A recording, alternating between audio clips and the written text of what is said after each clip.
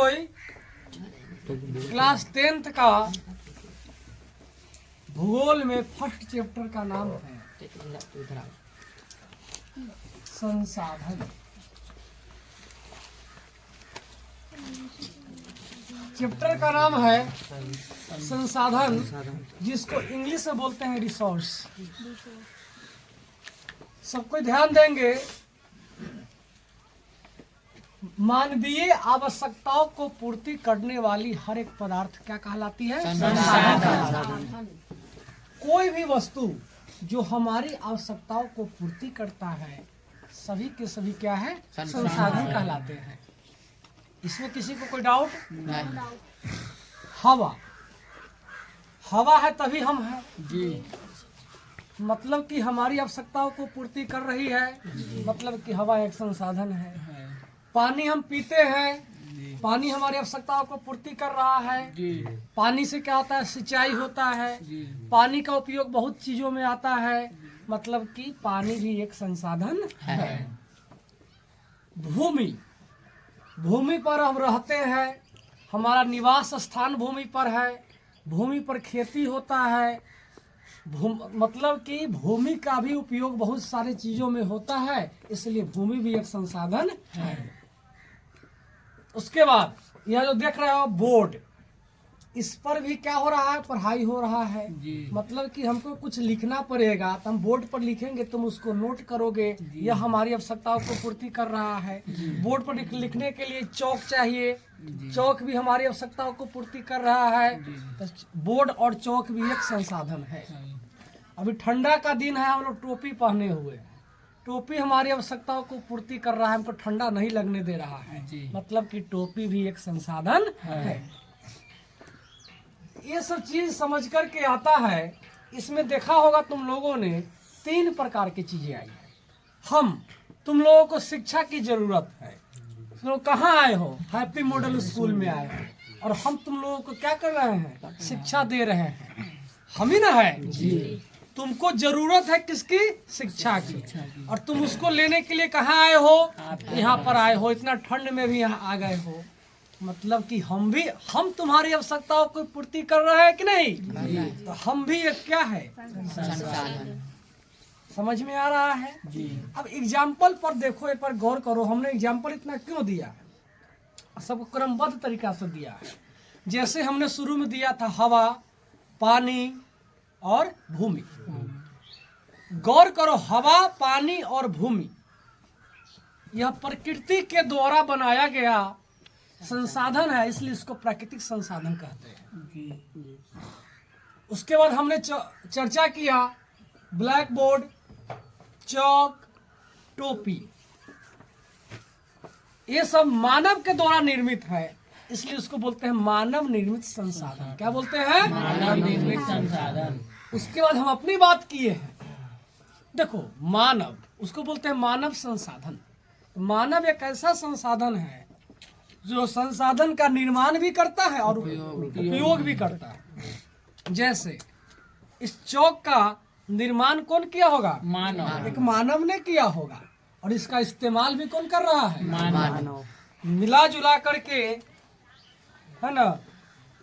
संसाधन कितने प्रकार के? 3 प्रकार के। प्राकृतिक निर्मित, मानव निर्मित और मानव संसाधन। 3 प्रकार के क्या हो गए? संसाधन। इसमें किसी को दिक्कत नहीं। अब होता है इसके बाद बहुत सारा वर्गीकरण है। एक ही आदमी, किसी का भाई है, किसी का बेटा है, केकरो बॉयफ्रेंड है, केकरो बौर है, केकरो बाप है, केकरो मामा है, केकरो नाना है, केकरो नाती है, केकरो भगना है। मतलब एक ही आदमी, किसी का स्टूडेंट है, हमारा तो लोग क्या है? स्टूडेंट है। तुम्हारे लिए कोई ब्रह्म बाबा पूज रही होगी अभी हाँ, मिल जाएगा तोरा एहन, तो कहेगा शुरू से गांव में के ब्रह्म बाबा पूजनी, तब कहला एहन मिल गई सुगनी। अब पढ़ाई लिखाई नहीं करे तो ढेर करता हूँ, शुरू से गांव में के ब्रह्म बाबा पूजनी, तब एहन कहा मिल गए। हाँ, तो हमारा स्टूडेंट हो। तो कहने का तात्पर्य यह है कि एक ही व्यक्ति का अलग अलग आधार पर उसका पहचान अलग अलग होता है। क्या गलत कि सही? सही। उसी प्रकार से उसी प्रकार से और भी जो चीज होती है, संसाधन में भी अलग अलग आधार पर वर्गीकरण किया जाता है। रोक दो। आगे ध्यान दो सब कोई। आगे है उत्पत्ति के आधार पर। उत्पत्ति के आधार पर, उत्पत्ति के आधार पर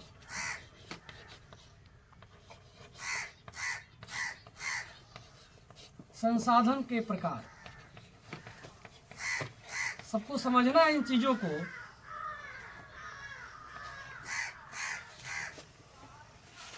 इस चीजों को समझना है। ध्यान दो सब कोई। अगर कहेगा उत्पत्ति के आधार पर, उत्पत्ति के आधार पर संसाधन के दो प्रकार होते हैं। उत्पत्ति के आधार पर, उत्पत्ति के आधार पर संसाधन के कितने प्रकार होते हैं? दो। संसाधन के दो प्रकार होते हैं। दो प्रकार होते हैं। पहला का नाम है जैव संसाधन। क्या नाम है? जैव संसाधन। जैव संसाधन। और दूसरा का नाम है अजैव संसाधन। नाम से ही ज्ञात है सभी लोगों को। नाम से ही सभी लोगों को पता चल रहा होगा कि किस चीज पे बात हो रही है ना? इसमें क्वेश्चन पूछ सकता है कि उत्पत्ति के आधार पर संसाधन के वर्गीकरण लिखे। तो वर्गीकरण का मतलब होता है बंटवारा। वर्गीकरण का मतलब होता है कितने भाग में बांटा गया है, या वर्गीकरण का मतलब होता है बंटवारा। हाँ कि ना? हाँ। तो उसी प्रकार है उत्पत्ति के आधार पर कितने प्रकार किसे है? दो। उत्पत्ति के आधार पर संसाधन के दो प्रकार होते हैं। पहला जैव संसाधन, दूसरा अजैव संसाधन। इतना में किसी को दिक्कत नहीं? इतना सबको नोट करो। आ गया जी? सब नोट कर लिया जी? मिटा इसको जी। चलो आगे ध्यान दो सबको ही। यह किसके आधार पर था? उत्पत्ति के आधार पर, है ना जी? इसी प्रकार है स्वामित्व के आधार पर।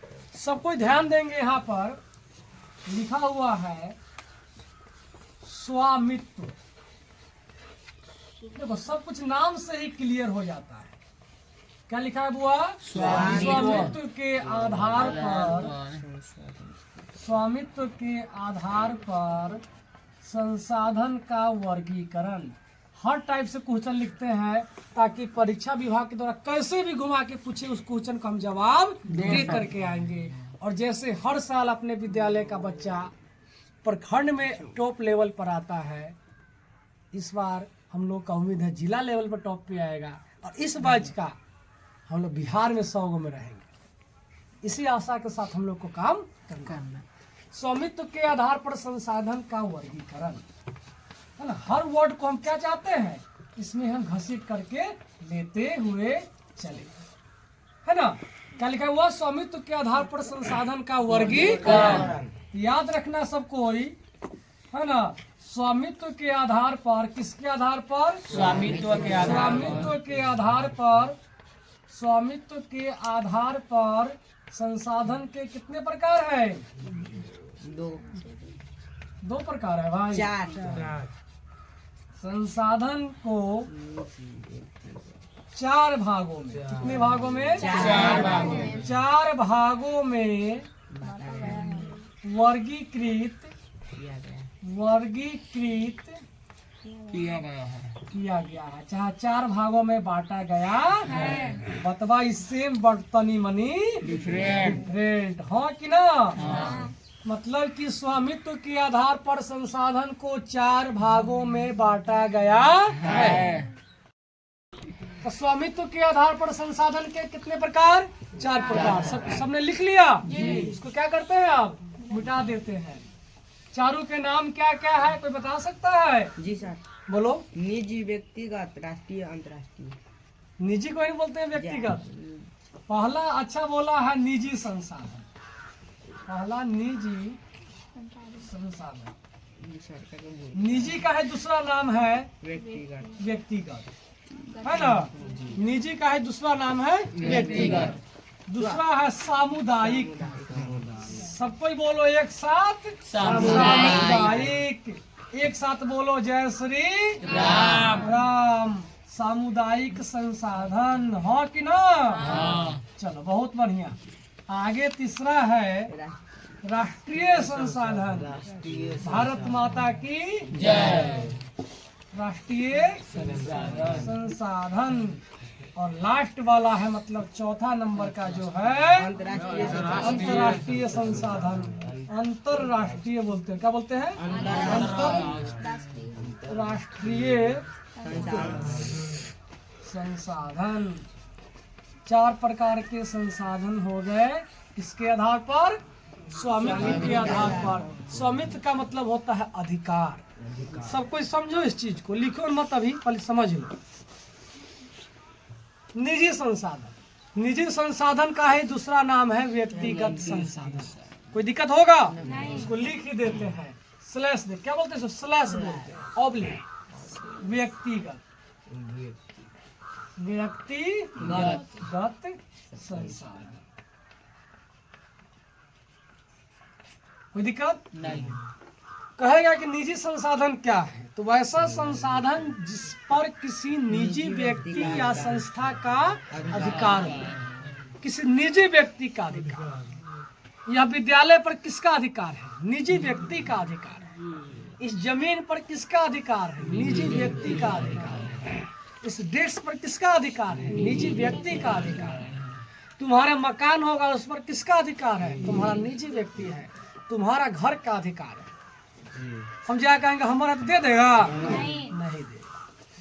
कहने का तात्पर्य यह है कि जिस पर किसी का निजी अधिकार क्षेत्र में आता है, किसी व्यक्ति विशेष के अधिकार क्षेत्र में आता है, क्या कहलाएगा? निजी या व्यक्तिगत संसाधन कहलाते हैं। दूसरा है सामुदायिक। वैसा संसाधन जिस पर पूरे समुदाय का अधिकार है। जैसे मंदिर। मंदिर किसी के एक आदमी के बाप का है? नहीं है। मंदिर क्या है? पूरे ग्रामीण का है।